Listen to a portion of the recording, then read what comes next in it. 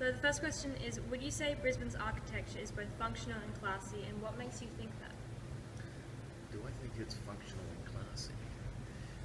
Well, my own opinion on Brisbane architecture is that it's the reflection of a new world, a new generation. If we compare Brisbane architecture with, say, a historic city from Europe, we're going to find a much different aesthetic and a much different layout to the city. I definitely think it's functional. I think function plays a huge role in how the architecture looks, and the integration with the river environment as well is definitely a critical factor to how the buildings are shaped and the way that they are used. And in this part of the city where we are now, it's very much cultural precinct, and on the other side of the river we have the contrast with the CBD, and so the functions of the buildings play different roles, and that's quite clearly seen when you're travelling up and down the river. You can see why the buildings look different and they are being used differently. Classy, there are some classy elements to Brisbane architecture. I think unique pieces that exist would be the cultural precinct. This is unlike any aesthetic that you would find around the rest of Brisbane City, and it's a really good example of modernist architecture, and I think modernism is quite classy. Yeah, cool. Do you think Brisbane's buildings are more modern than historical, or vice versa, and why? Oh, they're definitely more modern. Yeah, there are good examples of more historical elements of architecture in Brisbane. However, Australia is such a young city, a young country, and Brisbane is a very young city compared with like the likes of Sydney and Melbourne. And so the architecture here is what's been copied in other places. You can go to New Zealand and you can see the same styles throughout New Zealand from the early 19th century being used here in Brisbane as well. So this part of the world, we're very much sharing the same architectural styles. Yeah. In a sense, would you prefer it to be more historical or modern? Because when we were doing the street interviews, they were saying they wished it was a bit more historical. Oh, right. Well, I can understand that opinion of the public because we all think of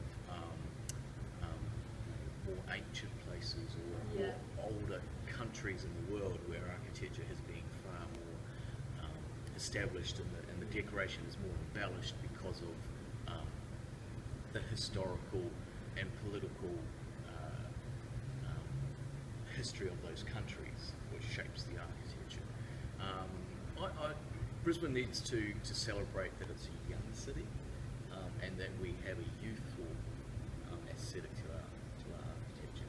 So I don't entirely agree with it should be more classical in its look. We're youthful and we're forward-thinking and we're progressive, and our buildings reflect that. Yeah, cool, thank you. And all world-class cities have an architectural icon like the Empire State Building in New York City and the Eiffel Tower in Paris. Would you say Brisbane has an architectural icon? Oh, absolutely. Yeah, every city has its icon, whether it's small or big. I definitely think that our cultural precinct is an icon for Brisbane. An easy one to identify in Sydney is the Sydney Opera House. Yeah. And that was designed by a European architect. His name is Utzon. Whereas the Performing Arts Centre and our theatre building, our major theatre building, was designed by a prominent Queensland architect, Robert Gibson. And this is definitely iconic. Yeah. The Performing Arts Centre, and across Melbourne Street to the museum and art gallery, are buildings that the wider public identify as, oh, that's in Brisbane, you won't see it anywhere else.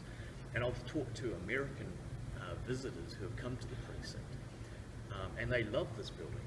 They love the precinct. They think it's amazing, and it reminds them of home because there is a connection with America and the movement in America during the 1950s, 60s, and 70s of this style of very solid architecture being built, the monumental element to it. So what would you say, like, if you had to choose one thing of Brisbane, because you gave the example of Sydney Opera House, that's like Sydney's thing, what would you say Brisbane's main building is? Oh, the cultural precinct, the Queensland Performing Arts Centre. Yeah. Right. I think so. That perhaps I'm being biased. No, I think it is also There's good. another interesting building that does capture the public's eye is the Gotham building across the river in the CBD. Yeah. When it used to dominate the skyline, it was renowned.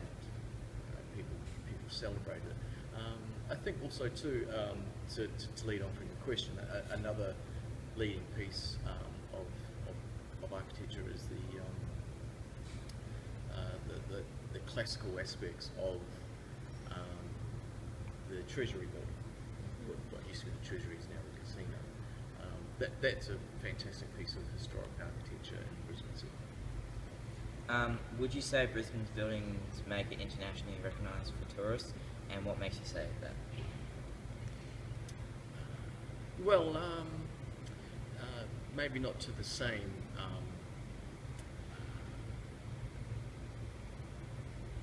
popularity as the Sydney Opera House, but Yeah. Again, being located on the river and being able to be seen from the other side of the river by, whether you're travelling to Brisbane by car or you're a pedestrian, again, the cultural precinct is a standalone edifice Yeah. that people recognise and see. And also too, it's a destination. People come here to see the arts. And I think that's very important to a certain building. Yeah.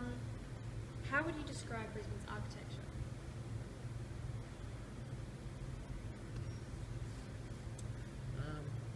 We're a burgeoning city, and it's going to be high architecture in the future. As space runs out around the city basin, the buildings here are going to become taller and taller.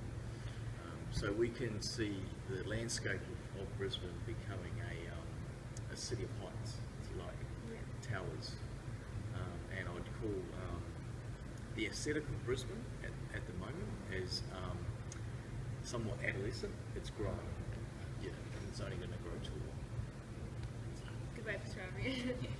Do you think Brisbane's architecture blends into the natural environment, and is it appropriate in these surroundings? So this question is regarding the environmental sensibilities of Brisbane's architecture and its integration with the natural environment. Exactly. Yeah, I think there are some very good examples done by architectural firms here in Brisbane. The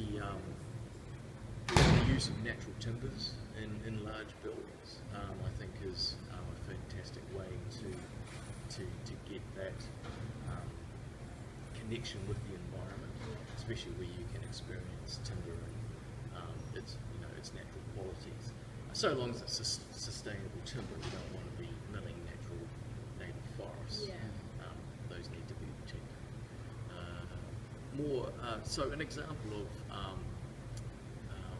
something that's been built recently are the new CityCat pontoons, and the old ones were destroyed during the 2011 floods, and so new ones have been built, and they have a defining aesthetic about them, where they're a continuation of this very linear square architecture that we see in the city, but these pieces are now floating on the river, and they look like their own little elements sitting there on the river, rather than it being something that's anchored to the bank. In a sense, it's also an example of a functional ant. Yes, absolutely. Yeah, they need to float. So what sort of materials do the buildings use? Is it usually of the same type, or do they regularly use different and inventive materials? And then also QPAC, like what was the main use of like the material, obviously the concrete, like what was Yes. the choice? So behind, this question's about the QPAC building and its materials. Yeah, and how it sort of blends into the use of other materials within Brisbane as well. Oh, okay. Well, the architectural aesthetic that we experience from the QPAC building comes from a modernist movement that was at its height during the 1950s. And one could say that it comes from a brutalist doctrine of architecture, and that is where, you know, the natural raw aesthetic of the concrete is exposed. So when we look at the spaces, we can see that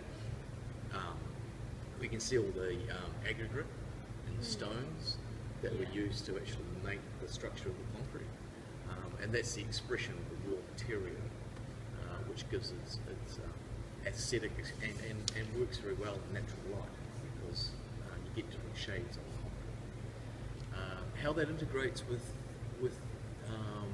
the environment, I think it sticks out and makes a contrast. If you're travelling up the river on the City Cat and you're looking at the QPAC building and the rest of the precinct, it chisels literally a defined line out of the blue sky that's set against it as the background.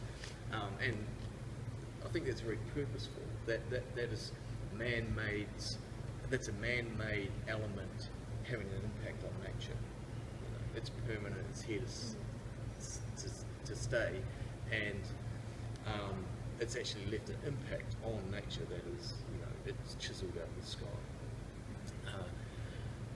And it's important that a precinct this large that spans across 2 or 3 blocks of South Brisbane, the material links it all together, and so do the water features around the precinct, which creates a contrast between the solid concrete and the liquid, soft, and organic nature of water, which is also a connection with the river. So there's all these, you know, quite special elements going on to make sure that it's a cohesive story. So it kind of like makes it stand out. Like it's very different to all the other buildings. What So, makes it stand out? Like the material, I think, like Yes. really different to all the other buildings in Brisbane.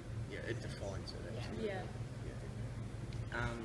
Does the architecture appropriately convey the style and culture of the city? If not, what sort of image does it convey to the foreigners? Well, I know that the foreign visitors we have notice the building. Yeah. They go, they're like, they know what it is because they've read about it, or they're coming to a show or an event here, or they're like, what's that building? You know, because it stands out from the rest of the CBD on the other side. Yeah. What was the last part of that question? What sort of image does it convey to foreigners? Well, I know for the Americans, they love it.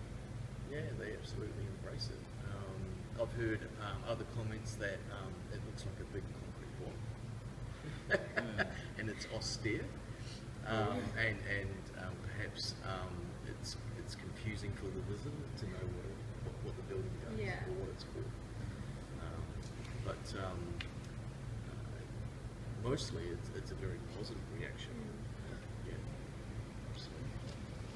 Notice that quite around the building, I've seen lots of like greenery, like little like vines and Yes. like even just back in the inside, that corner looks there. really cool, like with the concrete, like really Creates a nice contrast, Yeah. doesn't it? Again, it's the man-made versus the nature. Yeah, and it brings in the natural surroundings as well. Absolutely. Yeah. So, would you think some of these buildings within Brisbane and also QPAC, would you think them art? As art. Yeah. Absolutely. The essence of architecture is art. Yeah, good point. Is there any like in particular you would say like those ones are art? Oh, right. In terms, perhaps they convey more sculpture and Yeah, rather than abstract art, it's more so meaningful and sculptural.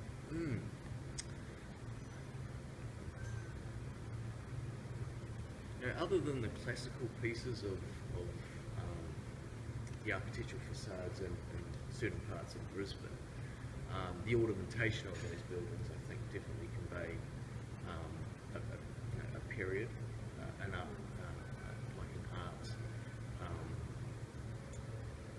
popularity of the time. Yeah. Yeah. When buildings are designed, they are a reflection of where society's at. So if it is a glass facade, for example, and it reflects the environment around you, that's communicating where society's at that time. Yeah. And then this building, there are very few reflections on the facade because it doesn't have as much glass as modern skyscraper towers. But in saying that, it gives you a different response to how you interact or feel about the building.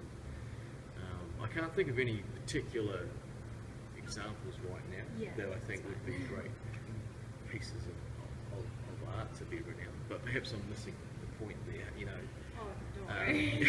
That's fine. I mean, I have a very good understanding of this building, so I can identify why it was built this way and the influences that were used to create it. And I think the water features around the precinct are probably one of those good characteristics regarding art. And then also these buildings are very different to like other performing arts centres that you've seen. Like they're always very like old and like almost royal kind of looking, whereas this one's very modern and it's very different to others I've seen. Absolutely, yeah. And so modernism is about expressing materials, but stripping back and taking away ornamentation and being left with a plain, a perfect symmetrical plane that has its own beauty without trying to add decoration to it. And cover it up. Exactly. And we can see that in the interior here, whereby we have these expansive surfaces that are uniform, but they capture the light. I even noticing where we went to see Bill Bailey, the roof was like so detailed and everything was just so like cool. It looks so different. I'd never been in there before, and it's just like even the wood like seats and everything. And this was in the concert hall. Yeah. And the decoration plays a huge functional role in how the auditoriums in this building work.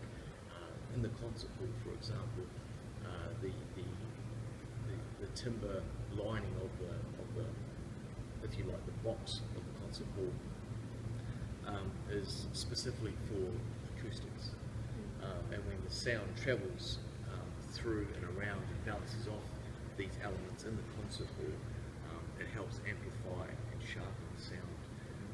And that's very important for the orchestra, or an opera singer, or for a comedian who's presenting to a large auditorium that his voice carries beyond the first 5 or 6 rows of the auditorium.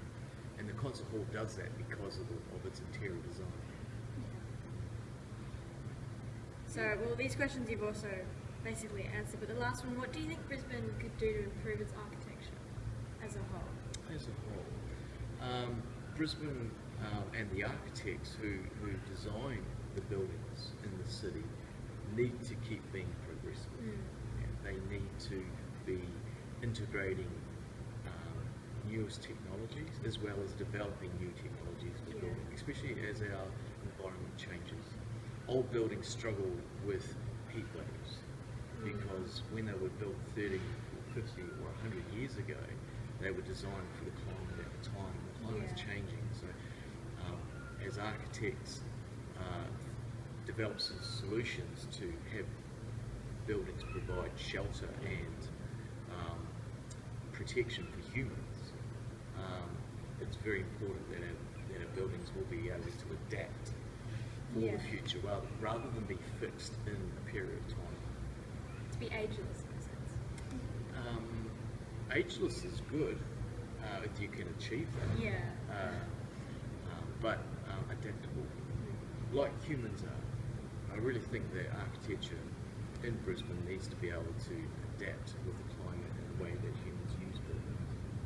So that would be my advice for the architectural community. As well as don't be afraid to try new ideas. Never be afraid to ever try to design an icon. That's a good quote. So, any more questions? Thank you so much for your time. You're welcome. Thank you. Thank you for visiting the performance. Thank you for having us.